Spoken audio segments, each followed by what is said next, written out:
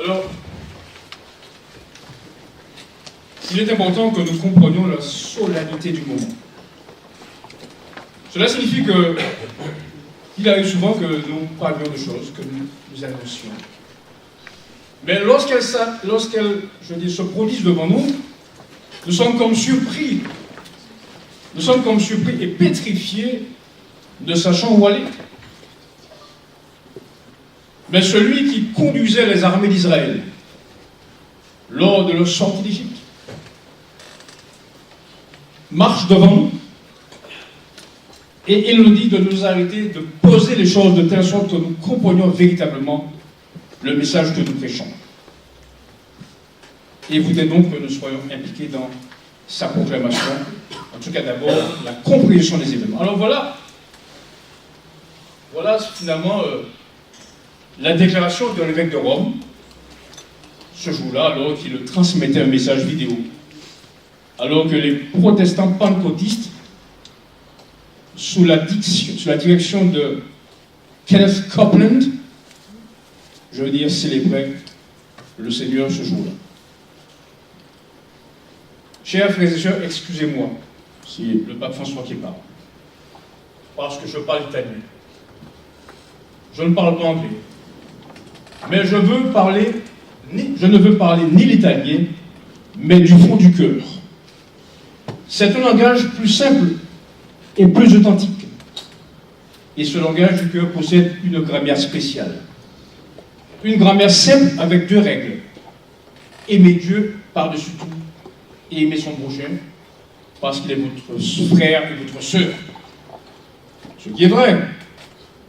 Mais je veux dire, cette déclaration est réductrice de ce que Jésus attend de nous.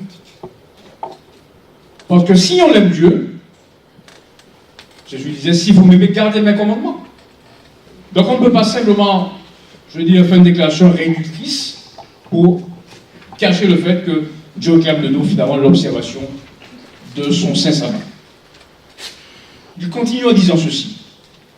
Avec ces 2 règles, nous pouvons aller de l'avant. Je suis ici avec mon frère évêque Tony Palmer. Nous sommes amis depuis des années. Il m'a parlé au sujet de votre conférence et de votre assemblée. Alors, ce Palmer,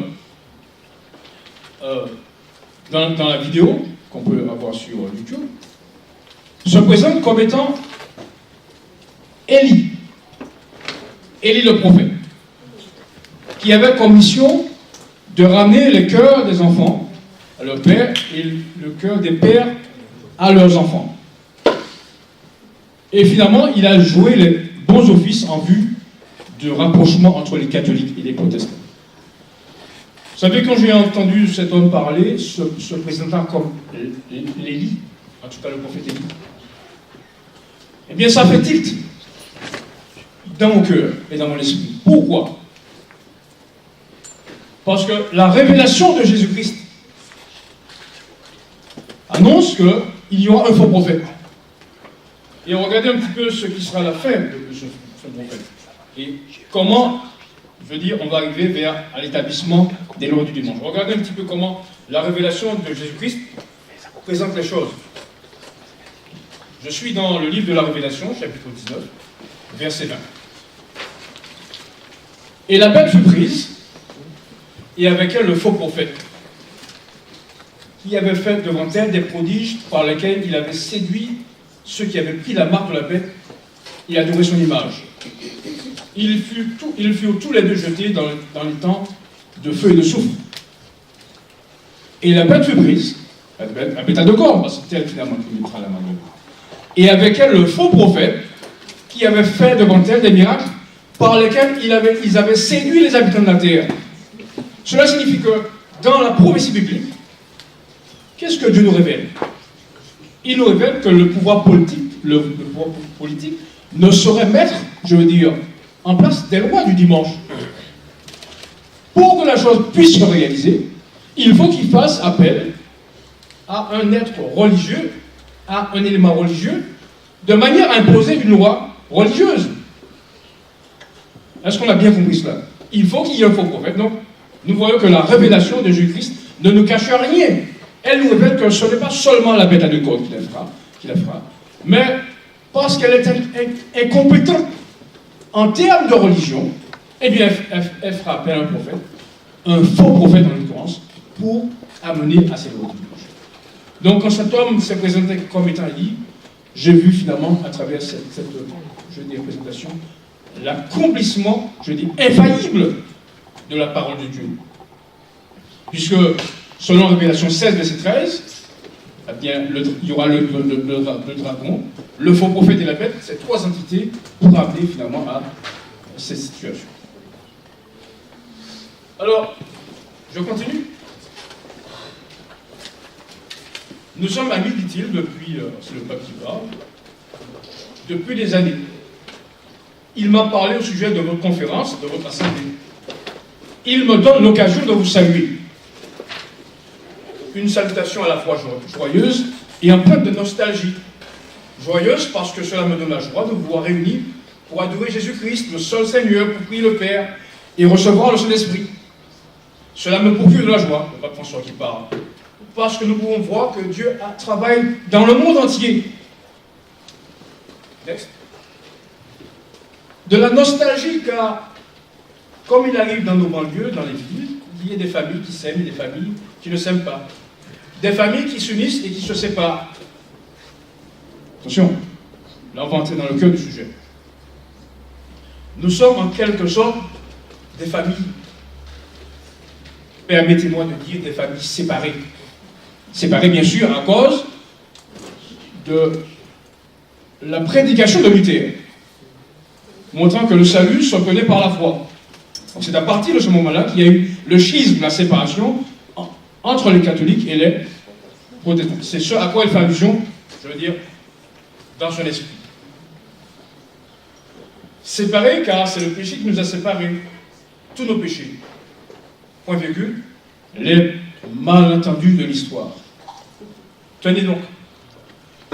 Les malentendus de l'histoire. Lorsque l'évêque de Rome évoque qu'il y a des malentendus, il parle de l'incompréhension que les catholiques avaient au sujet du salut par la foi. Il parle en tout cas, il omet de dire que ces malentendus ont provoqué la mort de millions de personnes.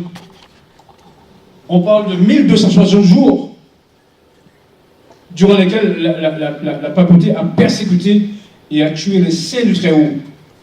Laissez-moi vous dire comment Ellen White, je fais une petite pause ici, Ellen White parle des persécutions, qui ont été à l'origine de la papauté.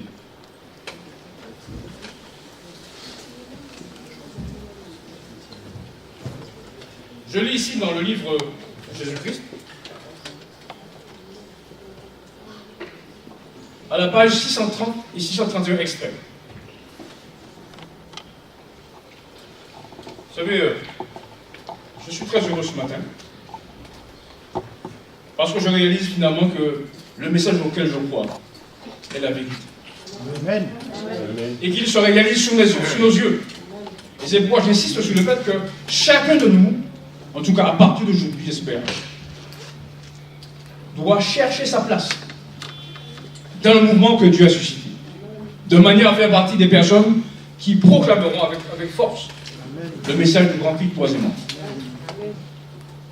Je lis aux pages 630 et 631 de Jésus-Christ, extrait pour parler de ce que le pape François appelle des malentendus. De la destruction de Jérusalem, le Christ passa rapidement à un événement plus important qui constitue le dernier maillon de la chaîne de l'histoire humaine. La venue du Fils de l'homme. Entre ces deux événements, le regard du Christ apercevait de longs siècles de ténèbres, marqués pour son Église par le sang, les larmes et la persécution. Les disciples n'étaient pas préparés à supporter cette vue. Aussi Jésus se borna-t-il à une simple déclaration, à une courte mention, car la détresse sera si grande sur la terre, il n'a pas eu de pareil depuis le commencement du monde jusqu'à présent, et tel qu'il n'y en aura jamais plus. Il continue en disant, des persécutions comme le monde n'en avait point vu devaient atteindre des disciples de Christ pendant plus de milliers d'années, 1260 jours en l'occurrence. Des millions et des millions de personnes, de fidèles témoins, à être mis à mort. Et si Dieu n'avait pas étendu la main pour protéger son peuple, personne ne serait sauvé. Des millions et des millions de personnes ont perdu la vie, à cause de leur foi en Jésus-Christ, à cause de la défense du salut, par la foi en Jésus-Christ. Et c'est ce que l'évêque de Rome appelle des malentendus. Excusez du peu. On continue. Ce fut un long chemin, semé de péché. Car nous avons tous péché. Ah, tiens donc. En quoi les protestants ont-ils péché? En quoi Luther a-t-il péché? En défendant la notion du salut par la foi en Jésus-Christ. Dites-moi donc. Qui doit-on blâmer? Nous observons tous la responsabilité. Nous avons tous péché, dit-il. Alors, c'était la joie. Maintenant, de la nostalgie, car comme il arrive dans nos banlieues, on a lu ça déjà. Voilà. Il n'y a qu'un seul qui soit sans reproche, le Seigneur. J'ai le désir ardent que cette séparation prenne fin, dit-il. J'ai le désir ardent que cette séparation prenne fin. C'est-à-dire quoi? Je veux que les catholiques et les protestants se réconcilient et qu'ils fassent une même famille. Pour trouver la communion. Je suis nostalgique de cette étreinte dont la Sainte Écriture parle, quand les frères de Joseph ont commencé à souffrir de la famine et qu'ils sont allés en Égypte pour acheter de quoi manger. Ils sont venus pour acheter. Ils avaient de l'argent, mais ils ne pouvaient pas manger l'argent. Mais là, ils ont trouvé quelque chose de plus que la nourriture. Ils ont trouvé leur frère. Nous avons tous des devises, la monnaie de notre culture, la monnaie de notre histoire. Nous avons beaucoup de richesses culturelles, des richesses religieuses, et nous avons une grande variété de traditions. Mais nous devons nous rencontrer comme des frères.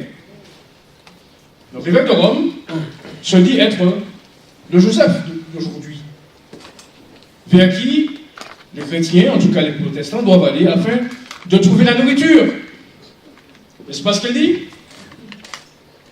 En fait, il dit que la nourriture qu'il a, c'est la seule qui soit viable, c'est la seule vers laquelle, je veux dire, les protestants doivent aller. Les larmes de l'amour, je m'adresse à vous comme frère. Je vous parle d'une manière simple, avec joie et nostalgie. Laissons croître notre nostalgie parce que cela va nous pousser à rechercher l'autre, à nous embrasser et ensemble, nous pourrons adorer Jésus-Christ comme l'unique Seigneur de l'histoire. Je vous remercie profondément de m'avoir écouté. Je vous remercie profondément de m'avoir permis de parler le langage du cœur, la langue du cœur. Je vous demande également une faveur. S'il vous plaît, protestants, priez pour moi parce que j'ai besoin de vos prières. Et moi, je prie pour vous, je le ferai. Mais j'ai besoin de vos prières. Prions le Seigneur afin qu'il nous unisse tous. Allez, nous sommes frères. Voilà donc la déclaration, je dis, de l'évêque de Rome, appelant les protestants à venir rencontrer le Joseph, afin qu'ils aient de la nourriture, de manière à ce qu'ils puissent continuer la route et communier ensemble. Alors maintenant, je vais vous passer la réponse en live du protestant, Kenneth Copeland. Alors, j'ai préféré vous la montrer en vidéo, de façon à ce que vous ayez une image vivante de la réalité des choses et de l'enthousiasme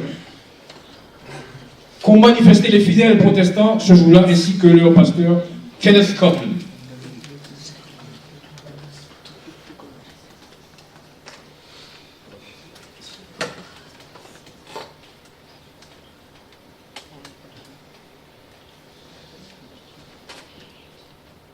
Alors là, voilà le peuple qui parle.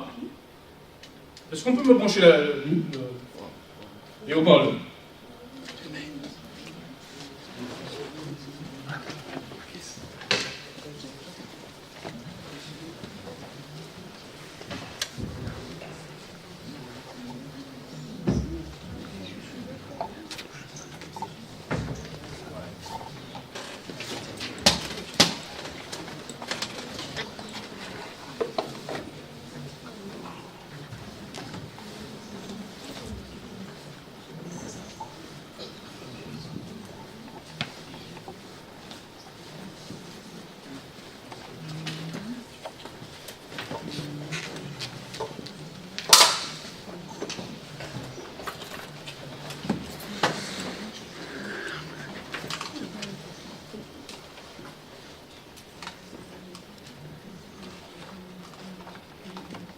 E fratello a fratello, un abbraccio.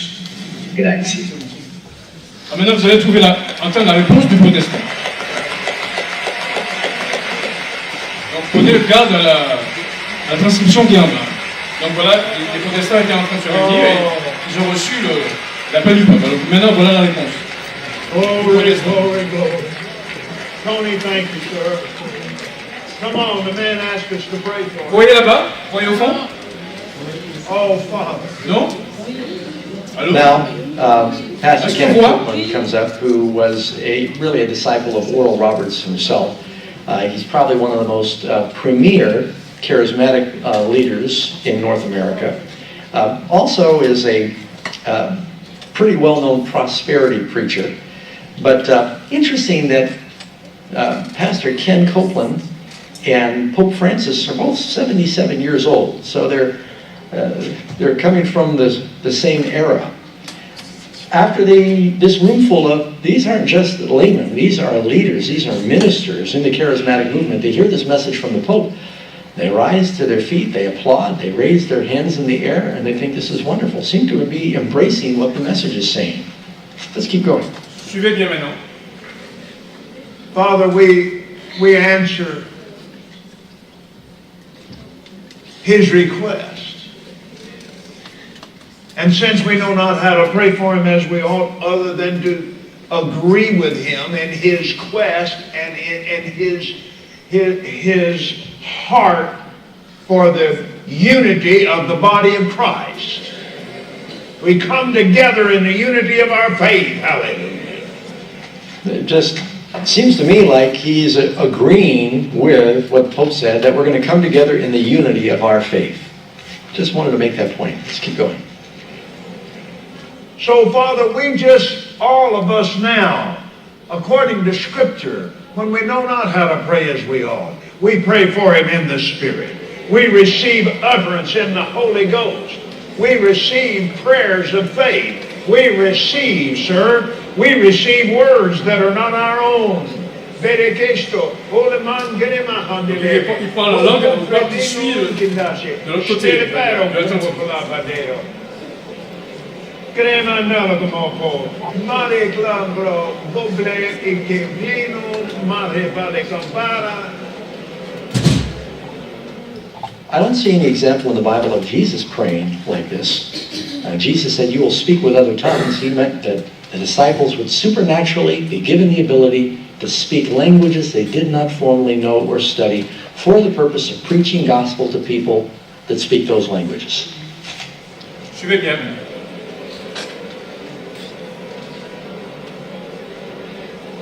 La dello primo meno in teleascite.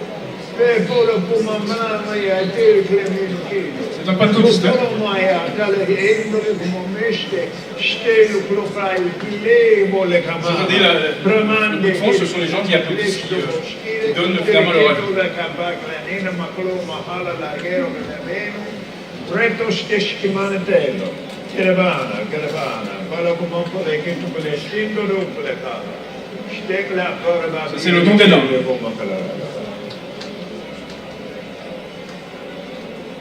Regardez bien l'homme, hein? Regardez bien comment il est dans cet état-là.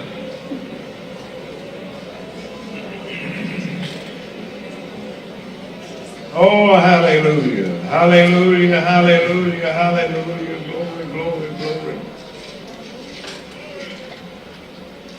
Thank you, Father. Thank you, Father. Thank you, Father. Thank you, Father. Thank you, Lord Jesus. Thank you, Lord Jesus. Merci Seigneur Jésus. Tony, bring your phone in. Come here. Tony, apporte ton téléphone, viens ici. Donc il appelle son agent pour qu'il filme la réponse en live pour le pape.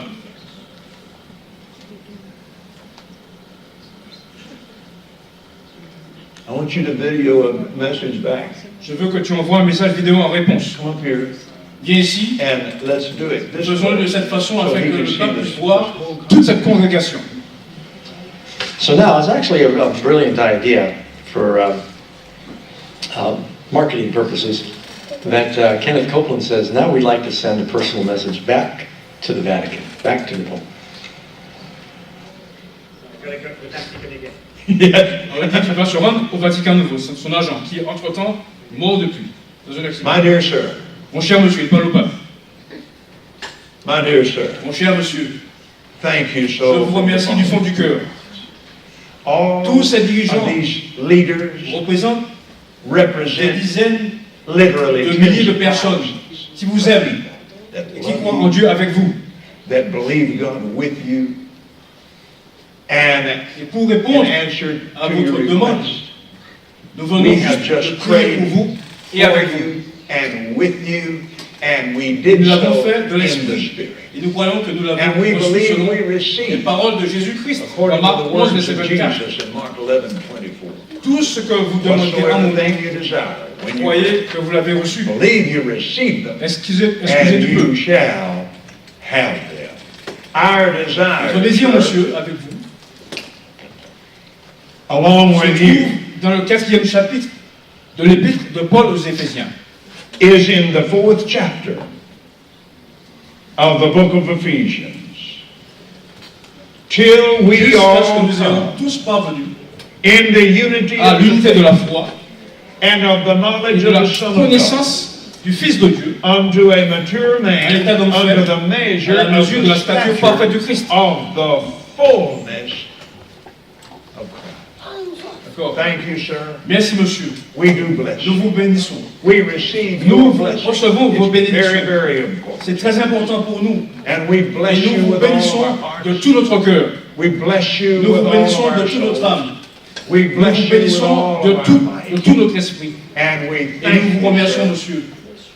Nous remercions We thank God. Dieu pour vous. And Et so, donc, que chacun d'entre all of us nous déclare declare together, ainsi. be Soyez bénis. blessed. De nouveau Once again, tous all ensemble. together. Be Soyez bénis. Amen.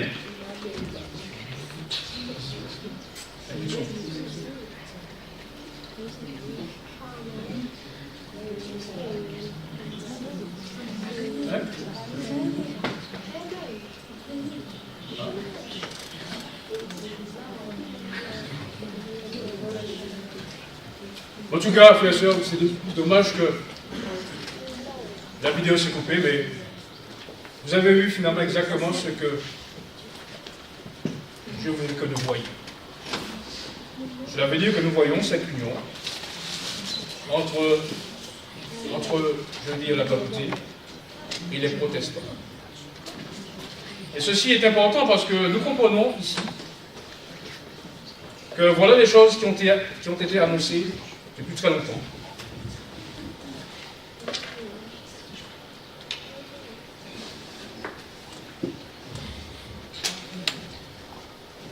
Des choses qui ont été annoncées depuis très longtemps. Et que nous voyons s'accomplir sous nos yeux. Je veux dire que nous avons vu de manière en live que les choses sont en marche. Et ceci est important parce que depuis plus de 130 ans, disons 137 ans, Dieu a suscité une jeune fille, Hélène Goodham, à qui il a révélé des sublimes vérités pour son peuple aujourd'hui.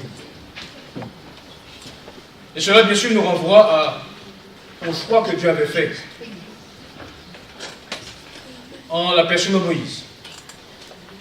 Par le choix de Moïse, Israël fut préservé. Par le choix de Moïse, Israël fut gardé. Et aujourd'hui, nous faisons partie d'un mouvement à qui Dieu a confié des vérités sublimes par sa servante. Aujourd'hui, il y a des adventistes qui ne croient pas en l'esprit de prophétie, qui ne croient pas aux écrits d'Ellen White. Eh bien, nous leur demandons de nous expliquer cette situation, puisqu'elle avait été prédite depuis des années déjà.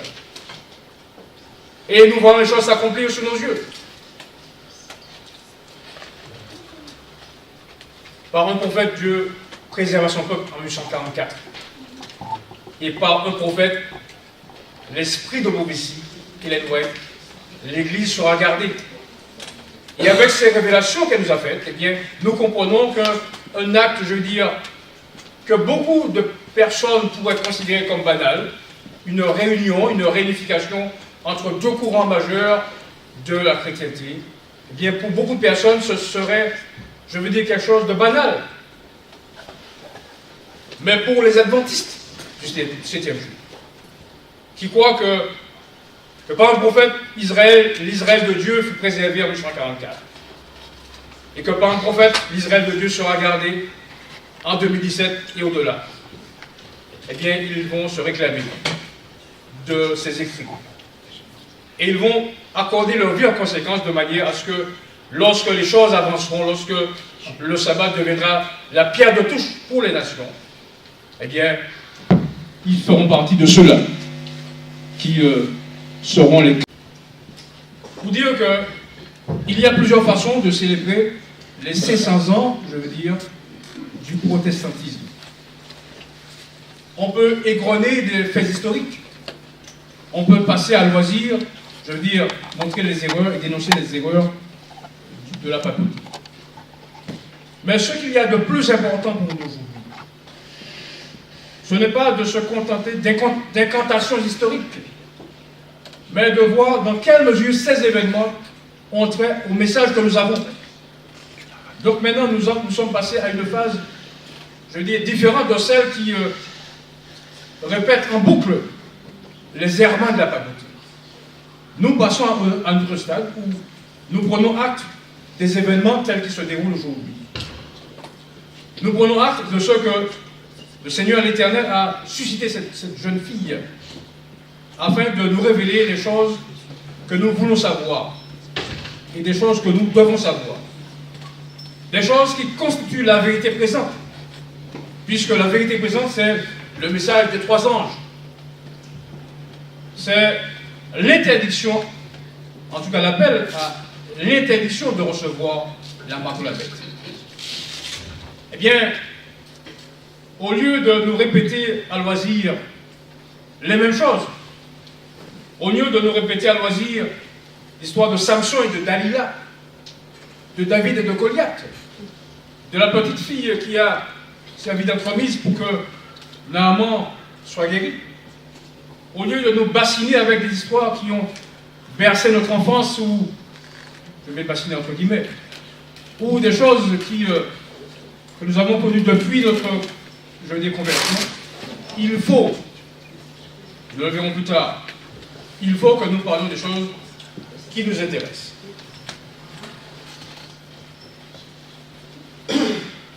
Alors, la question reste posée. Lorsque nous constatons le monde protestant aujourd'hui, nous voyons qu'il y a une variété de courants. Il y a les luthériens, il y a les wesléens, il y a les méthodistes. Je rappelle qu'il est noyé des méthodistes. Il y a les baptistes, il y a, je veux dire, toute une frange et de déclinaison du protestantisme aujourd'hui. Chacun, bien sûr, s'attachant à ses doctrines particulières. Donc, la question reste posée, comment cette réunification sera possible? Parce que l'homme qui vient de parler ici, il est pentecôtiste. Alors que je vous dise que les méthodistes aussi ont signé avec le pape. Ils ont signé cette réconciliation avec la papauté. Et quand Dieu permettra que je sois plus averti, je veux dire, dans la chose informatique, eh bien nous aurons une réunion, enfin dire une autre convocation, nous verrons les choses, je veux dire, avec des images et avec des commentaires, de telle sorte que nous prenions, je veux dire, conscience de la gravité et de la solennité du moment. Alors, comment Satan va-t-il arriver à fédérer, je veux dire, ces courants, de telle sorte qu'ils puissent s'harmoniser et qu'ils puissent, bien sûr, dans notre temps, donner la main d'association à l'évêque de Rome. Je lis ici dans le livre Tragique des siècles, à la page 637, premier paragraphe. Deux grandes erreurs, l'immortalité de l'âme et la sainteté du dimanche, vont être les moyens par lesquels Satan fera tomber le monde dans ses pieds. Tandis que la première jette les bases du spiritisme, la seconde établit un lien de sympathie avec Rome. Les protestants des États-Unis seront les premiers à tendre par-dessus le précipice la main au spiritisme, puis à la puissance romaine. Et je dirais que les choses se sont réalisées, Sir White. Les prédictions que Dieu t'a données se sont réalisées, car on vient de voir ici la chose devant nous. Les protestants des États-Unis seront les premiers à tendre par-dessus le précipice la main au spiritisme puis à la puissance romaine. Sous l'influence de cette triple union, les États-Unis marchant sur les pas de Rome, fouleront aux pieds les droits de la conscience. On vient de le voir. Mais il y a encore davantage, puisque notre question est de savoir comment ces différents courants vont se fédérer. Voilà la réponse. Dès que les principales églises protestantes des États-Unis s'uniront sur des points de doctrine qui leur sont communs et feront pression sur l'État pour l'amener à imposer leurs décrets et à soutenir leurs institutions, l'Amérique protestante sera formée à l'image de la hiérarchie romaine et la conséquence inévitable en sera l'application des peines civiles aux délinquants. Eh bien, bien-aimés, je veux dire, l'acte fondateur en vue de la proclamation du dimanche vient de se réaliser sous nos pas, sous nos yeux. Mais, comme j'aime à dire, avec toutes les précautions d'usage, nous ne disons pas que la marque de la bête, c'est pour demain. Pourquoi je dis ça? Pour plusieurs raisons, parce que c'est Dieu qui est maître du temps. Et nous verrons que Dieu va, ce sera un point de débat tout à l'heure, cet après-midi, Dieu va interférer dans cette situation. Car il voit que son peuple n'est pas prêt. Et comme il a besoin de ce peuple pour annoncer son évangile à toutes les nations, il va œuvrer lui-même en vue de tempérer les événements, de les ralentir, de telle sorte que l'Israël de Dieu, de sorte que les armées d'Israël soient prêtes pour le grand conflit qui les opposeront au fort du mal, qui les opposeront selon Révélation 7, verset 13, aux puissances conjointes du dragon, de la bête et du faux prophète. Alors, pour bien comprendre les événements tels que nous les voyons aujourd'hui, il faut que nous allions vers la prophétie, de telle sorte que nous décortiquions véritablement ce que Dieu est en train de nous expliquer. Je lis ici dans le livre de la Révélation, chapitre 13, verset 1 à 3.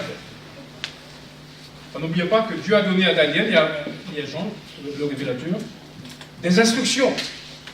Là, nous avons parlé, nous avons, je veux dire, lu les choses. Maintenant, nous allons le démontrer par la Bible, par la révélation de Jésus-Christ.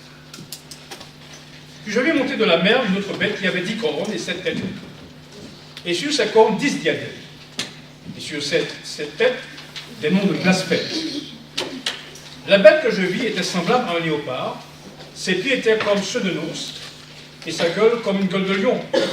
Le dragon lui donna sa puissance et son trône, et une grande autorité. Et je vis l'une de ses têtes comme blessée à mort, mais sa blessure mortelle fut guérie. Et tout le monde était en admiration derrière la bête. Révélation 13, verset 1 à 3. Alors, vous avez ici une représentation graphique de la vision de Jean. Et ce qui a d'importance dans cette affaire-là, en tout cas dans la révélation de Christ, de Jésus-Christ, c'est que les mots peuvent nous tromper. Les présentations, je veux dire, les explications peuvent nous tromper. Mais ce qui saurait nous tromper, ce sont les symboles. Et Dieu a fait bien de nous les donner afin que nous soyons finalement épargnés, affranchis de toutes les déviances théologiques que l'on pourrait nous avancer. Alors, voyez ici la représentation de la bête,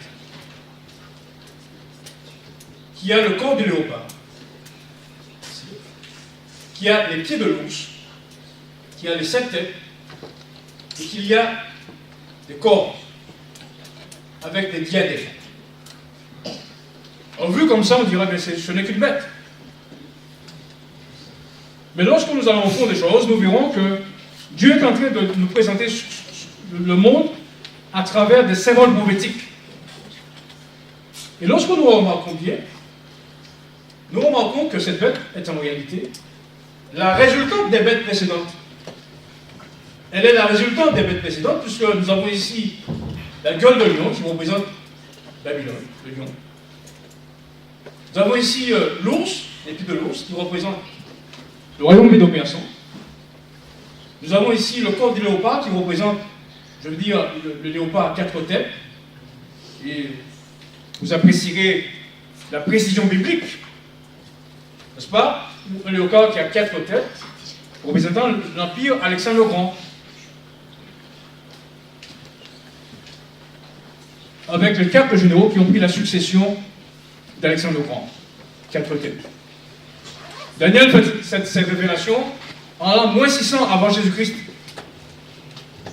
Et quelques 300 ans après, bien, exactement comme il avait prédit, les choses se sont passées, puisque 4 généraux, je veux dire, se sont emparés de la dépouille de l'Empire grec après la mort d'Alexandre le Grand. Tout cela nous permet de comprendre que lorsque Dieu dit une chose, elle s'accomplit. Et de la même manière qu'il a dit cette chose et qu'ils se sont accomplis. De la même manière qu'il avait prédit par Ellen White, je veux dire, ce rapprochement des protestants et je veux dire, des catholiques. De la même manière, le reste viendra par la suite. Et soyons prêts à faire partie de ceux qui seront présents, si Dieu nous permet, afin de suivre le cours de l'histoire. Vous avez ici les 10 corps qui représentent les 10 corps de l'Empire romain. Et en réalité, quand Dieu parle de bêtes, il parle simplement des royaumes de la terre. Donc ce sont, la bête, c'est un ensemble d'habitants qui vont se regrouper dans un royaume. C'est ainsi qu'il faut voir les choses. Alors, quelle est la différence entre la vision de Daniel et la vision de Jean? Ellen White nous dit dans le livre Conquérant Pacifique, page 520, que tous les livres de la Bible se résument et s'achèvent dans l'Apocalypse, qui n'est qu'un complément du livre de Daniel. Nous avons ici la vision de Jean, ici, avec la bête regroupement, et étant la résultante des royaumes, je dis, qui les ont précédés. Mais la différence entre les deux prophètes, c'est que Daniel va voir je dis, la puissance de Rome, symbolisée ici par la petite corde, au fait de sa puissance. Lorsqu'elle va faire la guerre aux saints. Je lis ici dans Daniel 8, verset 9 à 12. De l'une d'elles sortit une petite corde qui s'agrandit beaucoup vers le midi, vers l'Orient et le plus beau des pays.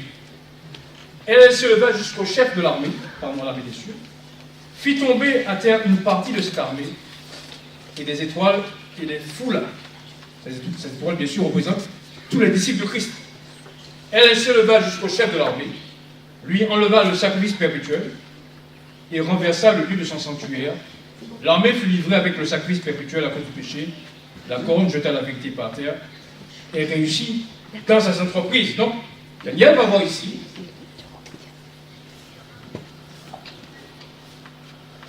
la papauté au fait de sa puissance.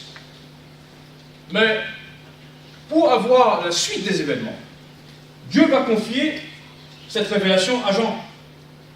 Jean le révélateur, le disciple bien-aimé. Et il va voir, lorsque la corne arrivera au terme de sa puissance, lorsqu'elle sera blessée à mort. Bien sûr, nous pensons à l'emprisonnement du pape par le général Berthier de Napoléon. Mais ce qu'il y a d'important de comprendre ici, et cela nous permettra dans l'avenir de comprendre cette réunification des églises. Nous comprenons bien que une tête ici symbolise une église. Et pourquoi? Puisqu'elle représente, je veux dire, la papauté alors qu'elle a été emprisonnée au terme des 1260 jours. Cela signifie que les têtes qui sont ici représentées sur la tête de lion représentent bien évidemment les autres églises qui prendront la succession, je veux dire, du christianisme, après que la papauté ait été, je veux dire, emprisonnée, après que la curie fut si faible au point que, bien, elle n'avait plus la même puissance.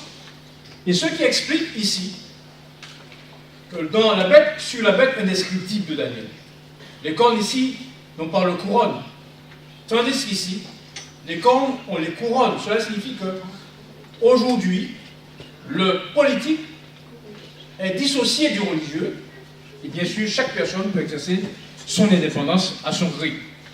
Donc vous voyez que, même dans les détails, la prophétie biblique, je dis, explique l'aujourd'hui. Donc, ces têtes qui vont s'élever représentent les protestants qui vont s'élever ou surgir après, je veux dire, la chute de Babylone, pas la chute de Babylone, mais la chute de la papauté en 1798. Alors,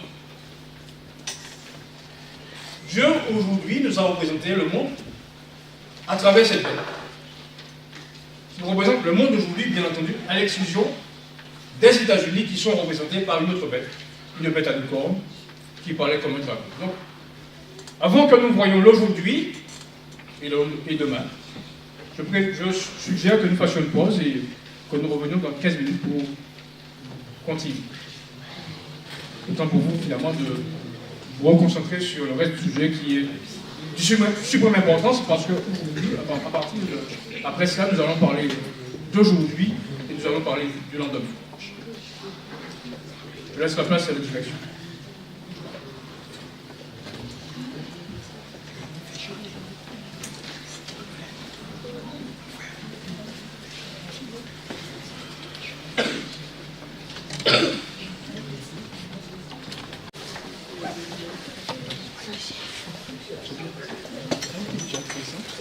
Alors, en attendant que... On m'entend? On m'entend pas? Oui. En attendant que... Comme j'espère le son là-bas. Je voudrais juste faire un point sur ce que nous avons vu jusqu'à ce stade. Je disais que Dieu nous interpelle afin que chacun de nous trouve sa place dans le projet divin, celui de prêcher l'évangile à toute nation, précisément lors de la promulgation des lois du dimanche, afin d'élever son grand nom devant les nations. Il faut donc éclairés par l'Esprit de Dieu, nous aurons des idées claires sur les enjeux qui vont se présenter devant nous. Nous avons dit que contrairement à ce qui se fait en général, nous n'allons pas, je veux dire, égrener des faits historiques. Et surtout, nous voulons voir le lien qu'il y a entre une célébration de 500 ans de, je veux dire, de protestantisme et s'arrêter là, quoi. Il faut que nous comprenions le lien qu'il y a. Et nous avons vu que Dieu nous a précisé les choses de manière claire. En lançant comme un défi aux jeunes de ce monde, en peu à l'instar d'Élie, il le lançait au prophète de Baal. Je déclare ceci dans Ésaïe 41, versets 21 et suivants. Plaidez votre cause, dit l'Éternel, produisez vos moyens de défense, dit le roi de Jacob. Qu'il les produise et qu'il nous déclare ce qui doit arriver. Quelles sont les prédictions que vous avez faites? Dites-le pour que nous prenions garde et que nous en reconnaissions l'accomplissement. Ou bien, annoncez-nous l'avenir. Dites ce qui arrivera plus tard pour que nous sachions si vous êtes des dieux. Voilà un petit peu le défi que Dieu lance au Dieu ce monde et aux pseudo-prophètes d'aujourd'hui. Alors ce qui est important de comprendre, c'est que Dieu, pas à pas, va nous montrer l'évolution du monde, autant que nécessaire afin que nous sachions à quel stade sommes-nous parvenus à l'histoire de ce monde à l'instant T. Il a fait en révélant la montée de Babylone. Il a fait ensuite en montrant comment le royaume médo-persan allait absorber le royaume babylonien. Il a fait en montrant comment le royaume gréco-macédonien a absorbé le royaume, je veux dire, médo-persan. Il a fait en montrant comment le royaume romain a absorbé, je dis, le royaume gréco-macédonien, jusqu'à ce que nous voyons ici arriver à la présentation du monde d'aujourd'hui. Mais puisque nous avons dit que le monde sera gouverné par la religion, puisque nous avons dit que eh bien, les lois du dimanche seront dans le cœur du système mis en place par la DSR, il faut que Dieu ait un autre symbole pour montrer le monde d'aujourd'hui. Car s'il ne montre pas ce symbole, bien nous ne comprendrons pas pourquoi les cornes, je veux dire, perdront leur couronne, puisque le religieux prendra le pas sur le politique. Il faut donc que Dieu ait ce symbole pour nous présenter le monde d'aujourd'hui, en tout cas le monde de demain, de telle sorte que nous sachions quels seront les tenants et les aboutissants de l'histoire du monde lorsque cela va arriver. Eh bien, puisque Dieu ne fait rien dans l'approximation, puisqu'il n'est jamais pris au dépourvu, il va nous présenter au travers de la révélation de Jésus-Christ, que Dieu lui a donné pour montrer les choses qui doivent arriver bientôt. Il va nous montrer comment sera représenté le monde de demain. Et pour ce faire, nous lirons un passage trouvé dans le livre de la Révélation, chapitre 17. Nous lirons le verset 1 à 7, puis le verset 2. Je lis. Il me transporta en esprit dans un désert, et je vis une femme sur une bête écarlate, pleine de noms de blasphème, ayant 7 têtes et 10 corons. Ces têtes étaient vêtues de pourpre et d'écarlate, et parées d'or, de pierres précieuses et de perles. Elle tenait dans sa main une coupe d'or remplie d'abominations et des impuretés de sa prostitution. Sur son nom était écrit un nom, un mystère. Babylone la grande, la mère des impudiques et des abominations de la terre. Et je vis cette femme ivre du sang des saints et du sang des témoins de Jésus. Et en la voyant, je fus saisi de grand étonnement. Et l'ange me dit, pourquoi t'étonnes-tu? Je te dirai le mystère de la femme, de la bête qui la porte, qui a les 7 têtes et les 10 corps. C'est ici l'intelligence qui est de la sagesse. Les 7 têtes sont 7 montagnes sur lesquelles la femme est assise. Donc, voilà donc la description que Dieu fait du monde de demain. Et ce monde de demain est représenté ici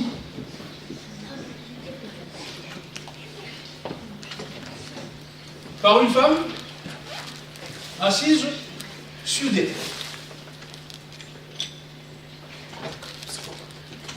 Et pour l'identifier, la révélation de Jésus-Christ nous dit que cette femme est assise sur cette tête.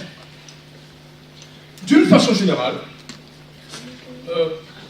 on explique cette femme comme étant le symbole de l'Église catholique romaine, par le fait qu'il y a 7 collines sur la ville de Rome.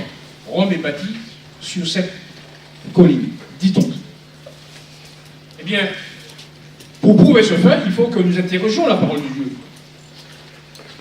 Il faut que nous sachions si véritablement, si cette femme assise sur les 7 têtes représente, je veux dire, l'Église catholique, ou n'en est que l'expression de son pouvoir.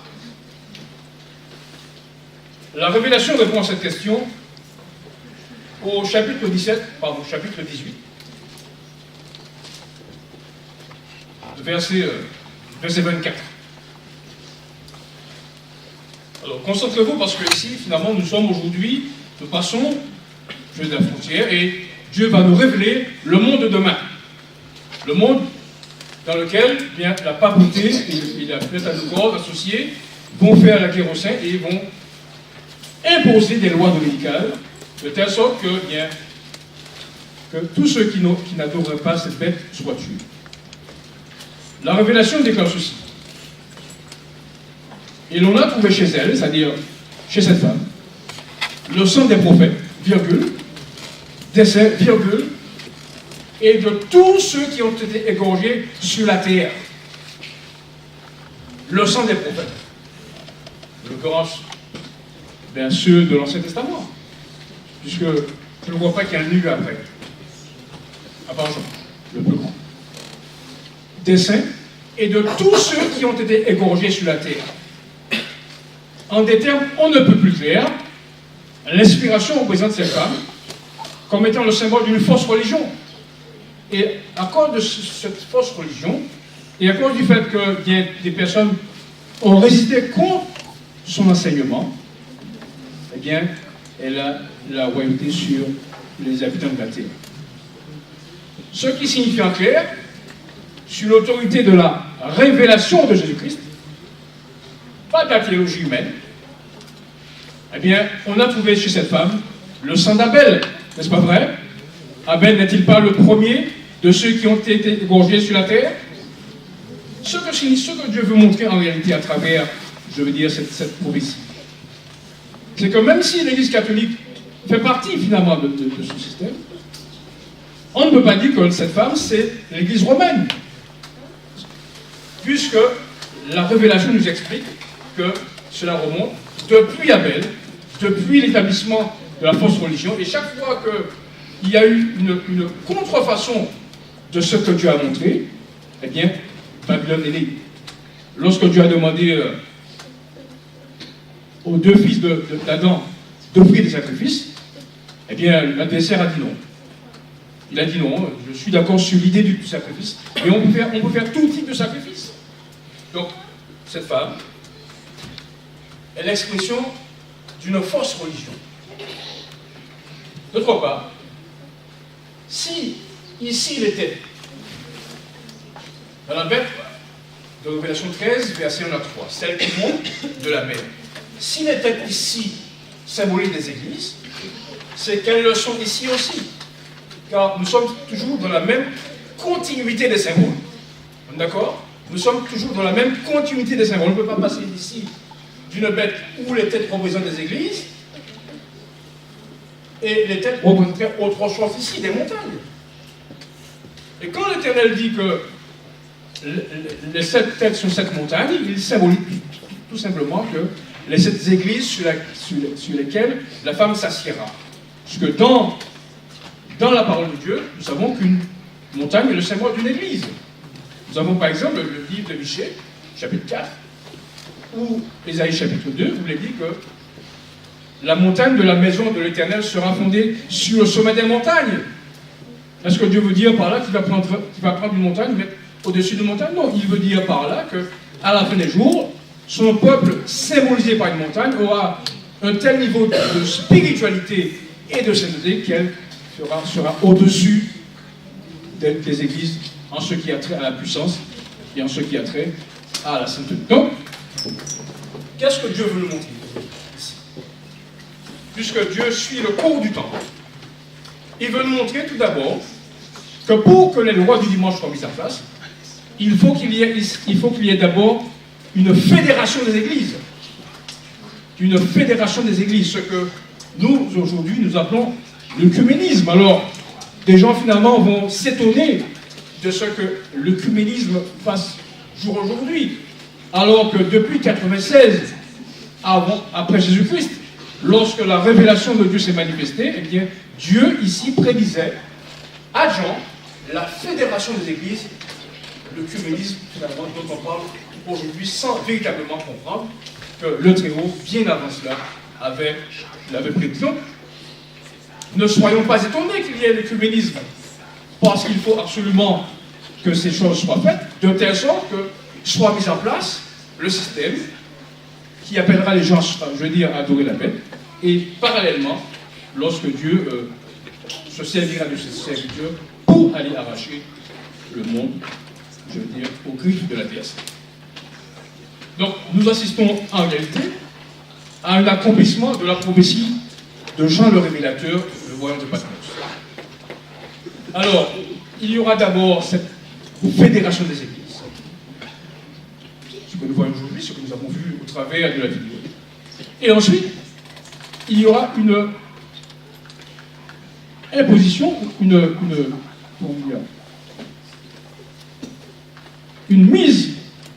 mise en main sur le politique. Une mise en main sur le politique, c'est ce que nous voyons lorsqu'on voit que la femme, selon le verset 7, est assise sur la bête qui la porte. Et nous voyons ici la représentation de la vision de Jean, avant que la blessure de Daniel ici, avant la blessure, et ici, après la blessure. Donc, pour me répéter, après cette fédération des églises, il y aura ensuite la mainmise du religieux sur le politique, et c'est ce qui explique, comme vous voyez ici, que contrairement à la bête ici, dont celle-là, contrairement à la bête de Révélation 13, parce que j'ai écouté par téléphone, contrairement à la bête de Révélation 13, on l'a dit, où les cornes portent des couronnes, sur la bête de Révélation 17, qui est une image de celle de Révélation 13, eh bien, il n'y a plus de couronne ici, l'élément religieux ayant pris le pas sur le politique. Donc, en clair, notre Dieu n'est pas à court d'images afin de nous parler de la situation du monde aujourd'hui. Donc, cessons de nous émerveiller sur, je veux dire, des découvertes, en tout cas, des pseudo-découvertes, je veux dire, des religieux d'aujourd'hui, puisque Dieu nous a présenté les choses de manière claire. Alors, il est quelle heure? Donc, nous avons vu comment Dieu nous a présenté cette fédération des églises, et comment il nous a présenté la fédération, enfin, la mainmise sur le politique. Eh bien, cet après-midi, nous verrons, je veux dire, l'aspect économique de la question, et surtout, ça c'est très important, afin que son peuple ne soit pas effrayé, je veux dire, effrayé ou paniqué parce qu'ils entendent parler de ceci ou de cela, mais qu'il garde son calme, car c'est Dieu qui a les rênes en main, et il interférera dans ces événements aujourd'hui et dans les événements de demain, afin que son peuple soit prêt à annoncer et à porter la bannière glorieuse du troisième ange. Je vous remercie. Amen.